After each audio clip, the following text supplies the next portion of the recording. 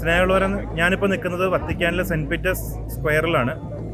പരിശുദ്ധ പിതാവ് ഫ്രാൻസിസ് മാർപ്പാപ്പയുടെ മരണവാർത്ത അറിഞ്ഞ് ഒത്തിരി പേരാണ് ഇപ്പോൾ ഇവിടേക്ക് വന്നുകൊണ്ടിരിക്കുന്നത്. രാവിലെ മാർപ്പാപ്പയുടെ ഭൗതിക ശരീരം കാസ സാന്താ മാർത്തയിൽ നിന്നും പ്രദക്ഷിണമായി സെൻറ്റ് പീറ്റേഴ്സ് ബസിലിക്കയിലേക്ക് കൊണ്ടുവരികയും പൊതുജനങ്ങൾക്ക് ആദരവ് അർപ്പിക്കുന്നതിനായി പൊതുദർശനത്തിന് വയ്ക്കുകയും ചെയ്യും.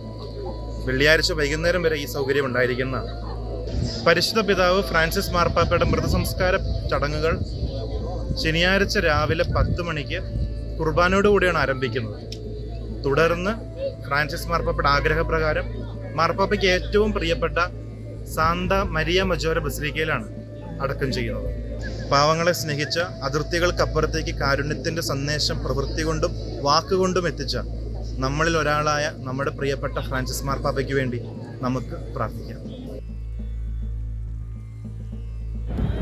ഈശോ മിശിഹായ്ക്ക് സ്തുതിയായിരിക്കട്ടെ. ഫ്രാൻസിസ് പാപ്പ കാലം ചെയ്തതിന് ശേഷം കേരളത്തിലെ മുഖ്യധാരാ മാധ്യമങ്ങളിൽ കാണാനിടയായ ഒരു തലക്കെട്ട് ഇങ്ങനെയാണ്. അതായത്, ലോക മനസ്സാക്ഷിയുടെ ശബ്ദം നിലച്ചു എന്ന്. ഒത്തിരിയേറെ ചിന്തിപ്പിക്കുന്ന ഒന്നായിരുന്നു അത്.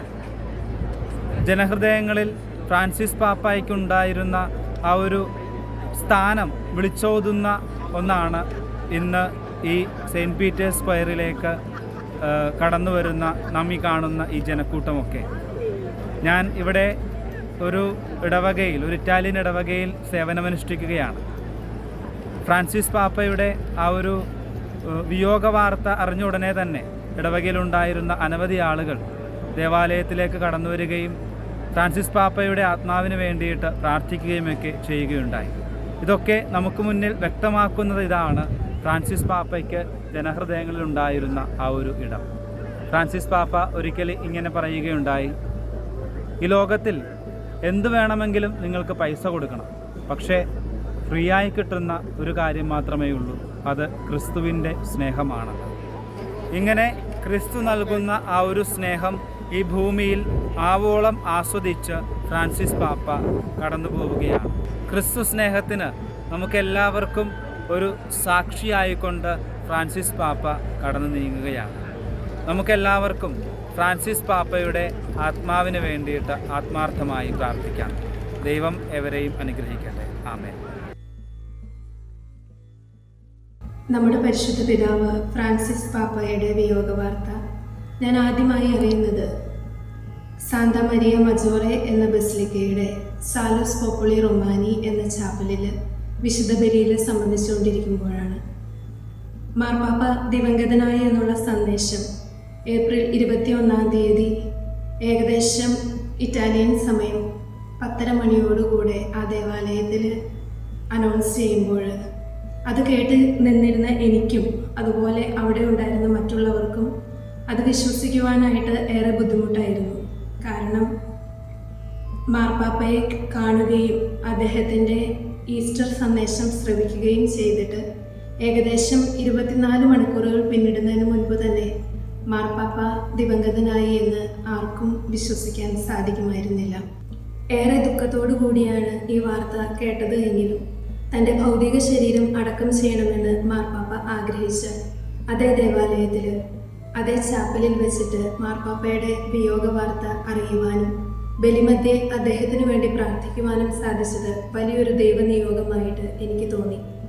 മാർപ്പാപ്പ ഒത്തിരിയേറെ ഇഷ്ടപ്പെട്ടിരുന്ന ദേവാലയങ്ങളിൽ ഒന്നായിരുന്നു സാന്താ മരിയ മജോറെ ബസിലിക്ക.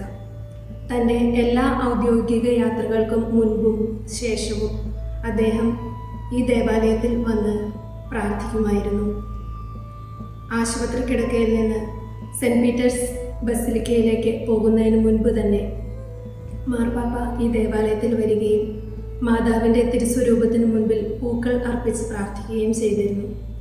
വലിയ ആഴ്ചയിലും മാർപ്പാപ്പ അവസാനമായി ഈ ദേവാലയത്തിൽ അപ്രതീക്ഷിതമായ ഒരു സന്ദർശനം നടത്തുകയുണ്ടായി.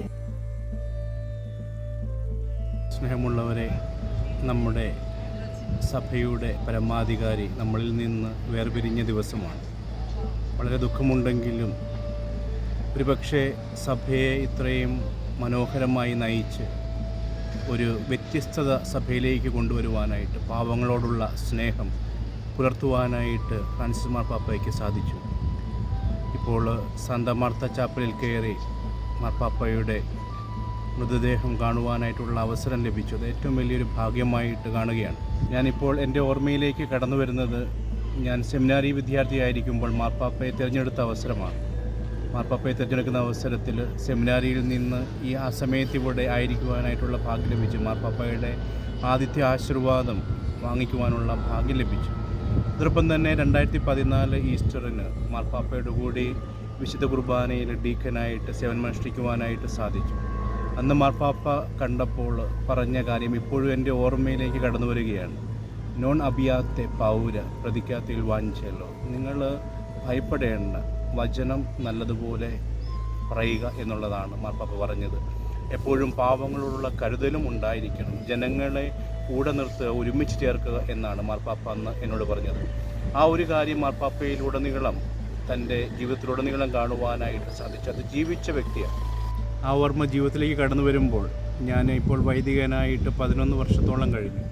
ഈ 11 വർഷക്കാലവും ഇടവകകളിൽ ശുശ്രൂഷ ചെയ്തപ്പോൾ എൻ്റെ മനസ്സിലേക്ക് ആദ്യം ഓടി വരിക, ഓരോ ഇടവകയിൽ ചെല്ലുമ്പോഴും ഓരോ വിശുദ്ധ കുർബാന അർപ്പിക്കുമ്പോഴും എൻ്റെ ഉള്ളിലേക്ക് കടന്നു വരുന്ന മാർപ്പാപ്പയുടെ ആ വാക്യം തന്നെയാണ്. അതുകൊണ്ട് ഇപ്പോഴും ദൈവം നിയോഗമെന്ന വിധമാണ് മാർപ്പാപ്പയുടെ ഈ വിയോഗത്തിൽ പങ്കെടുക്കുവാനായിട്ടും എനിക്ക് സാധിച്ചത്. ഒത്തിരിയധികം ആളുകൾ മാർപ്പാപ്പയെ കാണുവാനായിട്ട് എപ്പോഴും ക്യൂ നിന്ന് മാർത്ത ചാപ്പലിലേക്ക് കയറിക്കൊണ്ടിരിക്കുകയാണ്. നാളത്തേക്ക് വേണ്ടി തന്നെ ഒത്തിരിയധികം ആൾക്കാർ സെൻറ്റ് പീറ്റർ ബസിലിക്കയിൽ കയറുവാനായിട്ട് ഒത്തിരിയധികം ആൾക്കാർ ഇന്ന് തന്നെ ഇവിടെ എത്തിച്ചേർന്നിട്ടുണ്ട്. അങ്ങനെ മാർപ്പാപ്പയോടുള്ള സ്നേഹമാണ്, ജനങ്ങളോടുള്ള സ്നേഹം. മാർപ്പാപ്പ കാണിച്ച സ്നേഹത്തിൻ്റെ മാതൃക ജനങ്ങളുടെ ഹൃദയങ്ങളിൽ പേറി എന്ന് ഉള്ളതാണ് അത് തെളിയിക്കുന്നത്. അതുകൊണ്ട് മാർപ്പാപ്പയുടെ ഈ വിധത്തിൽ നമ്മൾ ദുഃഖാർത്ഥരായിരിക്കുമ്പോഴും മാർപ്പാപ്പ നമുക്ക് നൽകി തന്ന ആ മാതൃക നമ്മുടെ ജീവിതത്തിലും അല്പമെങ്കിലും പ്രാവർത്തികമാക്കുവാനായിട്ട് നമുക്കും ആഗ്രഹിക്കാം, പരിശ്രമിക്കാം. My dear little friends, hello. Hoping perhaps one day to see all of you, but now you can see me from Rome. You know that Pope Francis was called by the Father, God the Father. You know also how much he loved the children. So I am sure he is waiting for your prayers. Please pray for him. But not forget to pray also for the Church. The Church needs your prayer, and the Holy Spirit will be moved by your prayer. The Father, and the Son, and the Holy Spirit. Amen.